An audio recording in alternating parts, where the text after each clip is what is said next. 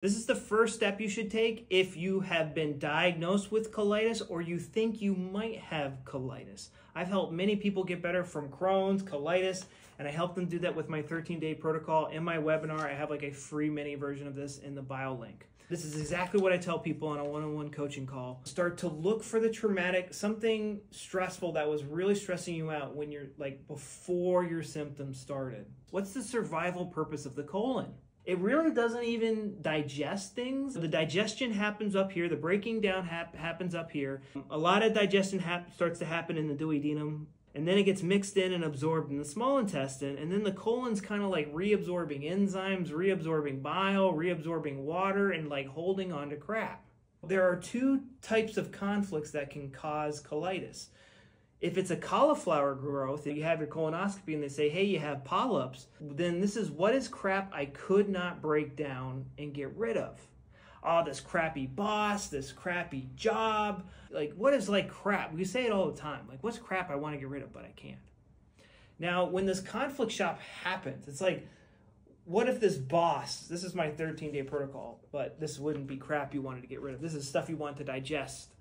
But like, what if you're, it's Friday night, you want to go out, and all of a sudden your boss goes, boom, and like, these papers need to be done by Monday morning. This is crap I want to get rid of, but I can't. I made plans. I don't know what to do. It could also be flat growths, which help you absorb something. A lot of the times I see a sick family member that, doesn't make it and passes away. They couldn't absorb their family member. I couldn't absorb my boyfriend. I couldn't absorb my girlfriend, no matter how many push-ups I did.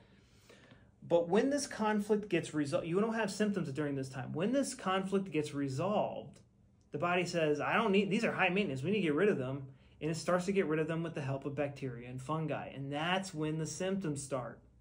So your first step is to identify. I think it's a lot of the time easier to identify the resolution. Like, oh yeah, my symptoms started right when I started dating so-and-so. Okay, well then I think, that's when I kind of like finally got over my ex that broke it off with me. My symptoms started, I had horrible diarrhea when I paid off all my debt. Okay, well then the conflict shock was probably when I got, a $10,000 credit card bill because my son stole my phone and bought too much Clash of Clans add-ons or something like that. Oh my, you spent $10,000 on Clash of Clans? How? How's that possible? So these are the types of things that we're looking, that is step number one. That is the therapy. This process is controlled from your brain. Your brain controls your gut. And if somebody has colitis, we look at their brain CT scan in the brainstem, they're going to have rings in a very specific location depending on which segment of the large intestines in overdrive. This is a subconscious thing. This is step number one for getting better, is finding that conflict. Now I'll show you step 2, step 3, and step 4. I have like a 4-step process that I take people through in like a 13-day protocol. There is a free mini version of this in my bio link where I show you, this is exactly what I wish somebody would have told me when I came out of the doctor's office and I was, what he didn't tell me anything. This is exactly what I wish somebody would have told me when, I would go out on dates and I like literally couldn't eat, I couldn't have ice cream. It gave me symptoms. Hey, you want to get a cup of coffee? Oh, I can't have coffee because I get sick every time I have coffee.